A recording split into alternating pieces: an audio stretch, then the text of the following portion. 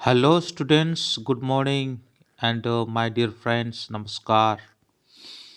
So, today's topic will be Shall I Compare Thee? And this sonnet is written by William Shakespeare.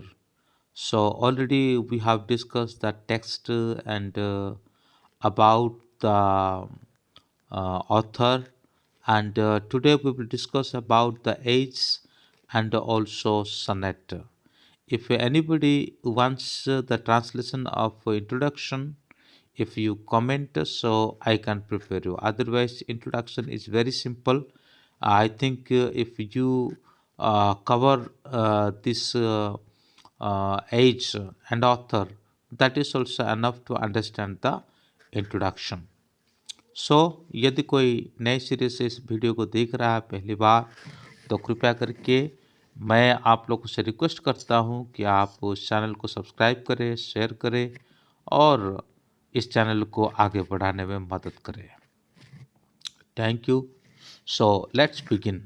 So as I told you, we have discussed the text, summary, critical analyze, theme, style, etc. And also we have discussed about the author. So today we are going to discuss about the age. You know what is the meaning of age? Age का मतलब है युग। ठीक है, कौन से युग में, यानी किसके युग में, किस शासक के युग में ये सारे सनेट को लिखा गया था, उसके बारे में जानना बहुत ही ज़रूरी है। ये कोई बाहर का नोट नहीं है। This note is not from outside. ये आपके ही वर्धमान महावीर ओपन यूनिवर्सिटी का जो जो नोट्स वो प्रोवाइड करवाते हैं, इसी नोट से ही मैं इसको ट्रांसलेशन करके आपको समझा रहा हूँ। So I suppose to be in front of the camera, but see मुझे लगता है कि जो ओपन यूनिवर्सिटी में पढ़ रहे हैं, they should have read and understand it. If I will stand in front of blackboard and I explain you. That's good. You will only hear, but you cannot see the text. So you cannot see the letters. So that is why I thought that it is good. Anyway, whatever requirement you have, if you comment, so according to your requirement, I will do my level best. So आपकी requirement के आधार पर मैं मेरी तरफ से पूरी कोशिश करूँगा। मेरा हिंदी इतना अच्छा नहीं है, मैं उड़ीसा से हूँ, लेकिन कुछ समय से मैं राजस्थान में रह रहा हूँ, इसलिए थोड़ा बहुत आता है। कुछ वर्ड का हिंदी एग्जैक्ट नहीं बोल पाऊँ, तो भी आपको डिक्शनरी से आप हेल्प ले सकते हैं। और मुझे उम्मीद है कि आप बीए पढ़ रहे हैं, तो इतना तो आप कर सकते हैं। So let's begin about the age. With the revival of learning, the study of ancient Greek and Latin classics was promoted. ये एक समय की बात है, जो समय में स्टडी के ऊपर एक रिवाइवल यानी एक पुनर्जागरण हो रहा था, खास करके प्राचीन ग्रीक के ऊपर और लैटिन क्लासिक के ऊपर। और ये पुनर्जागरण के समय पर ये दोनों जो ग्रीक एंड लैटिन क्लासिक्स जो है, उसको प्रमोटेड किया जाता है, यानी उसको बढ़ावा दिया जाता है, आगे बढ़ाया जाता है। Religion come in for faith, hence began a revived interest in life and its pleasure। तो जीवन का महत्व को समझने के ऊपर विशेष रूप से ध्यान दिया जाता है। तो किस किस चीज़ों से जीवन को महत्व को समझ पाएंगे? So art, literature, science and philosophy. ये जो art, literature, science and philosophy के द्वारा जीवन के महत्व को हम मतलब समझने के लिए उस समय जोर दी जा रही थी। This attitude is called humanism, और इस एटीट्यूड को ह्यूमनिज्म कहा जाता है। Concern with human institute of divine literature henceforth answered the call of life। तो इस जो फर्स्ट जो पैराग्राफ है, उसमें ये बताया जाता है कि एक रिवाइवल का टाइम होता है, यानी पुनर्जागरण का समय होता है, और जिस समय में ग्रीक और लैटिन क्लासिक को प्रमोटेड किया जाता है, और वो इस बात को लेकर के प्रमोट किया जाता है कि उसमें से कुछ फेथ, कुछ विश्वास को, और जो रिवाइव्ड किया गया है, यानी पुनर्जागरण के आधार पर उसको बढ़ावा दिया गया है। एंड और ये हमें ह्यूमनिज्म की ओर लेकर के जाता है। ह्यूमनिज्म में जाने के लिए आर्ट, लिटरेचर, साइंस, फिलोसफी, ये सभी चीज़ों को स्टडी करना ज़रूरी है। तो उसके साथ साथ जैसे हम एक लिटरेचर को पढ़ते हैं, उसके अंतर्गत हमें एक डिवानिटी से बढ़ कर के अलग हट करके हमको यहाँ पे हमारा जीवन का जो उद्देश्य है उसका पता चलता है। Long before Elizabeth one ascended the throne, the parliament at the instances of her father Henry VIII and declared the English Church independent of the Pope, making the king and his successor its heads and defenders of faith।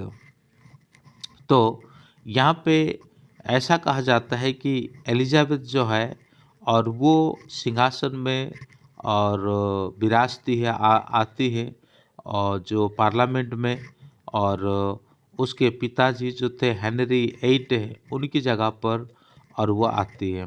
और उसके बाद ये declaration किया जाता है कि English church जो है ये अब फुल्ली इंडिपेंडेंट रहेगा। ठीक है, किससे इंडिपेंडेंट रहेगा? पोप से इंडिपेंडेंट रहेगा। ध्यान रखिए, पोप कौन होता है? पोप जो कैथोलिक ईसाई होते हैं उनके सर्वोच्च पद में रहने वाला एक मतलब प्रीस्ट होता है, और जिसका अंतर्गत, जिसके नीचे बिशप होते हैं, आर्च बिशप होते हैं, कार्डिनल होते हैं, और फादर एक्सेट्रा ये सभी होते हैं।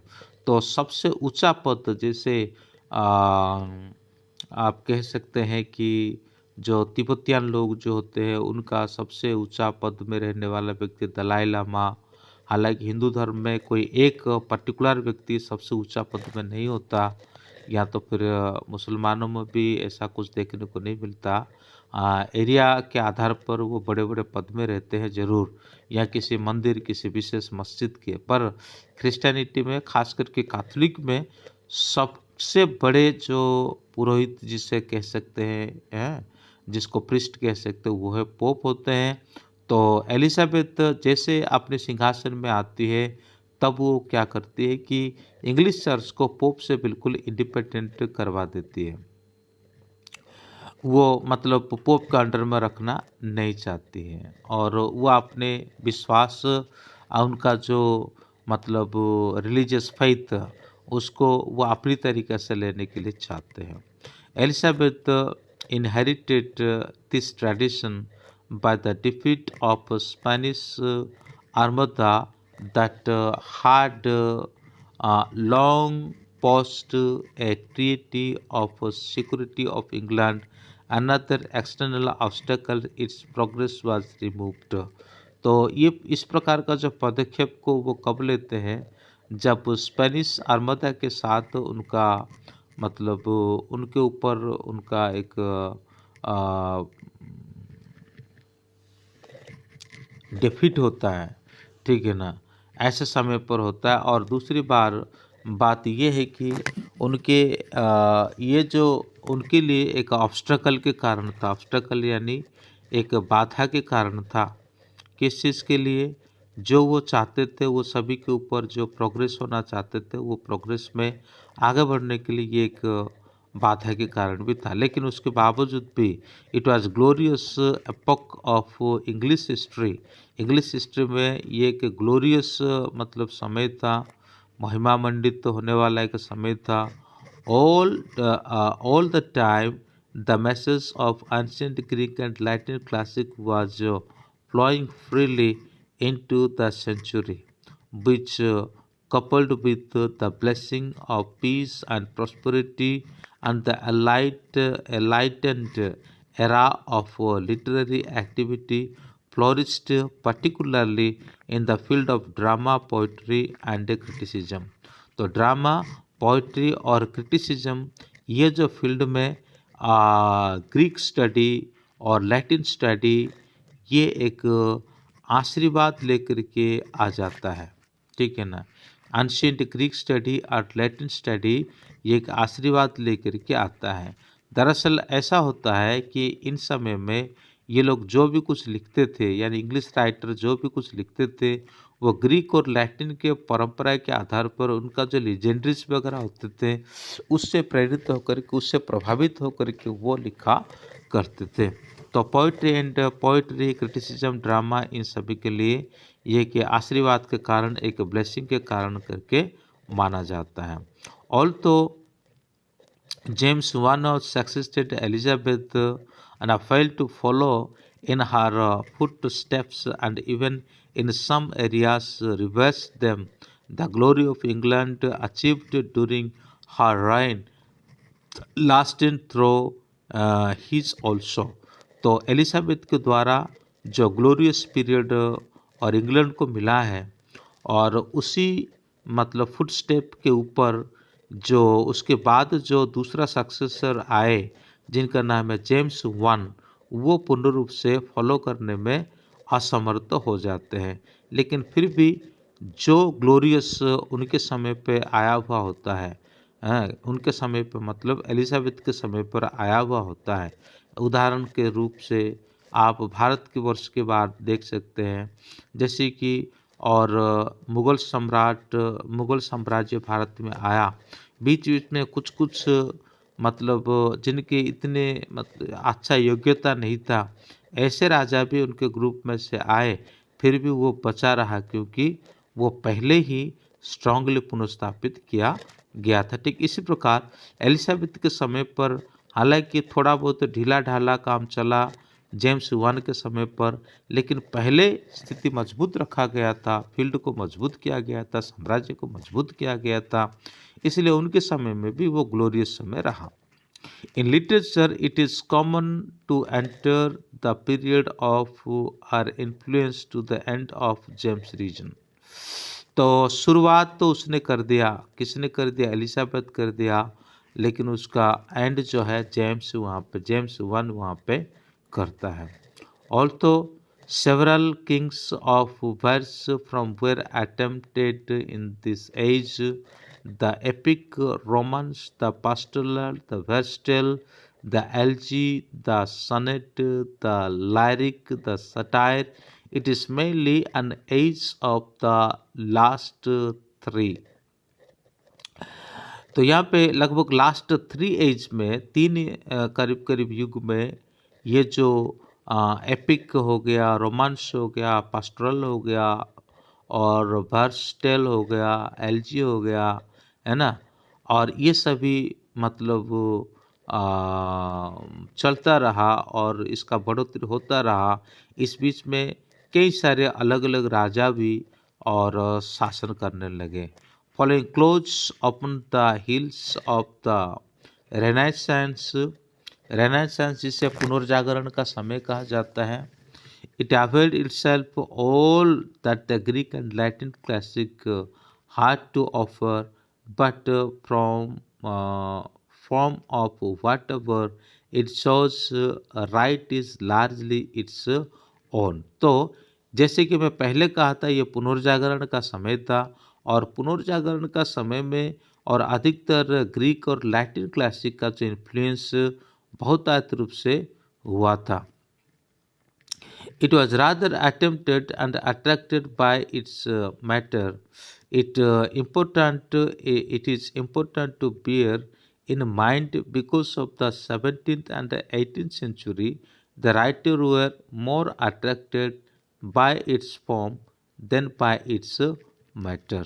तो इस समय जो लिटरेचर लिखा गया, और ख़ास करके 18 और 17 सेंचुरी में, तो लिटरेचर लिखने वाले, यानी खास करके सनेट और पोएम एसेट्रा, ये सब लिखने वाले ग्रीक और लैटिन का जो प्रति उनकी अट्रैक्शन बढ़ता है, खास करके उनकी अट्रैक्शन जो उसके फॉर्म से होता है, ना कि उसके मैटर से होता है।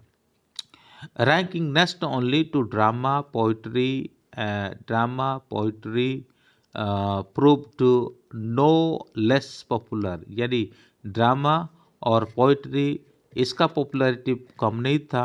For the first time it began to published an anthologies, और this the first one was called after the name of its printer, Rottel's Miscellany.